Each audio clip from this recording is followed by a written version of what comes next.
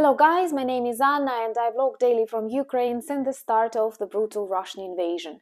And today I intentionally put on such a bright sweater because we live in really dark times. And yes, I'm talking about the attack of Hamas on Israel, war that continues in Ukraine, and many more that can appear because we are afraid to fight back. And no, I'm not talking about Ukraine. If you're new to the channel and you want to witness the defeat of terrorist regimes, of anti-democratic regimes, please subscribe and help us fight informational war. Well, I'm not going to go into history because I believe that most people who watch my channel, they know more than me, and my task here is to provide you Ukrainian understanding of what it means for us, or how do we feel about all of that. But my main message today is the acts of evil is very well defined. And many authoritarian terroristic regimes feel themselves really strong. I don't want to threaten you with the Third World War, though sometimes I have this feeling it already started. And the world desperately resembles the world in 30s when a policy of appeasement, negotiations, no escalation was a strategy that many global leaders decided to apply to Hitler. We all know how it ended, and I really don't want this to happen in the world. For us Ukrainians, we are vaccinated, though every day it becomes more and more difficult to feel this confidence in the support that we get. So, what lessons has this Hamas attack on Israel taught us? Well, first of all, that you can never be fully prepared to war. Israel was always a symbol of a very military state, like with the best in the world intelligence service, and here we see they were totally unready. They did not see it coming.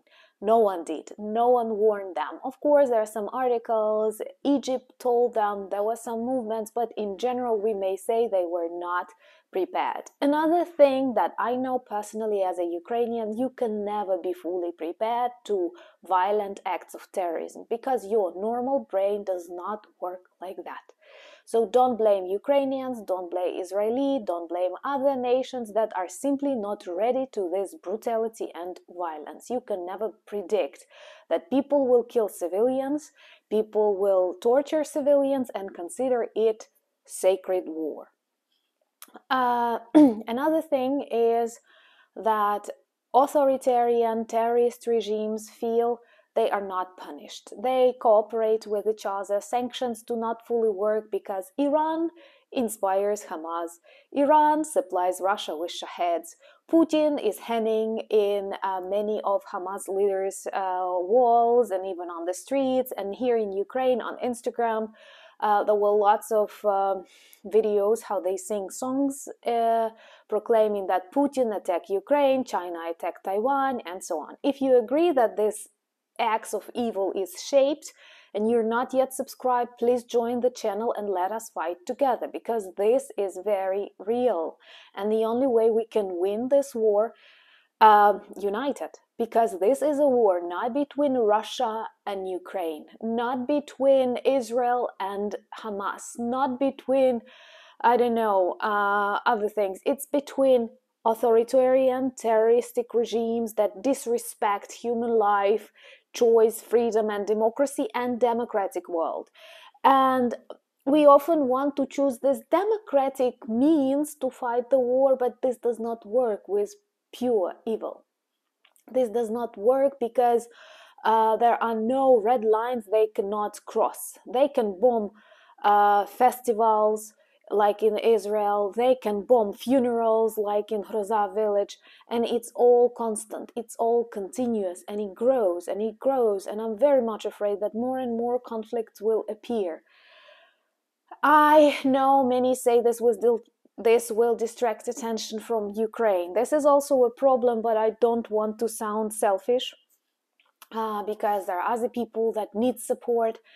And actually, I'm very, very proud of Ukrainians who feel sympathy to people of Israel, and who very well understand what they go through. And there were lots of flags of Israel everywhere in Kyiv, on the screens, digital, and I'm very proud of that, because at the beginning I had doubts.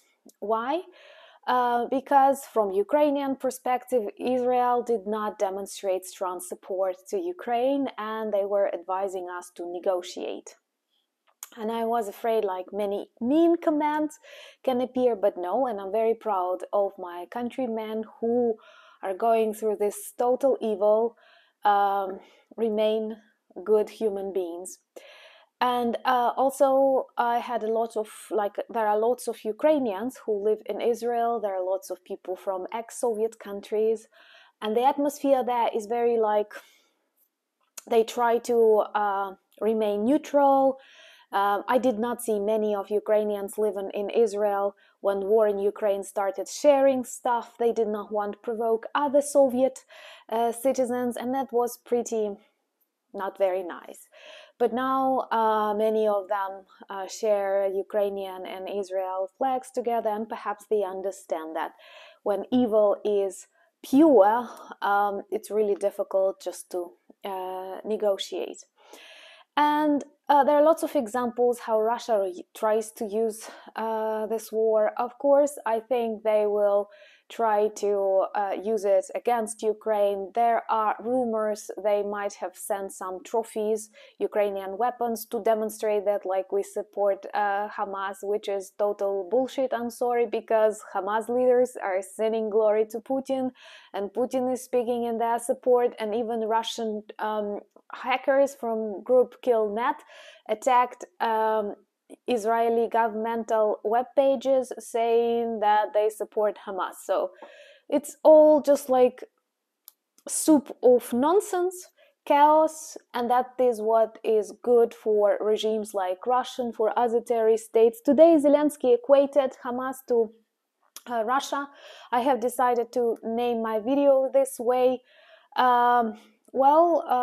might be right. The problem is that many still treat Russia as a political figure, and because of its nuclear weapons, I don't think Russia will use them. Putin is afraid of dying. He will do anything to survive, so definitely he will not nuke others, because at least if the world does something, it promises that will mean suicide to him.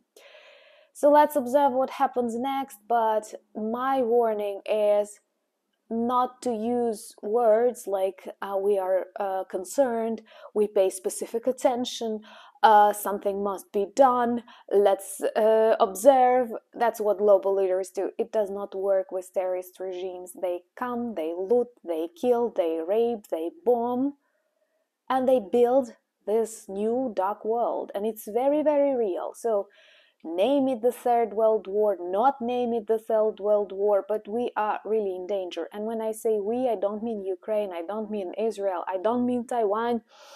I mean like all the countries that have democracy. Democracies can be different. They are not always perfect. Ukrainian democracy is different from the American democracy, is different from French or Lithuanian, but some basic values, they are the same. And we are definitely on the side of good. So please, let's stay united and let's stop it, not repeating the mistakes of the world in 1930s, because we all know what consequences were. Thank you so much for your support and understanding. Thank you for buying me coffees, becoming my patrons. Introduce yourself to our really beautiful autumn merch. All of these t-shirts work good as conversation starters against various terrorist regimes. We have monsters like Putin and Kim Jong-un, and yes, we say they are monsters, and true evil exists, unfortunately, not just in legends or horror movies. And it has to be stopped and erased, at least 99% of it.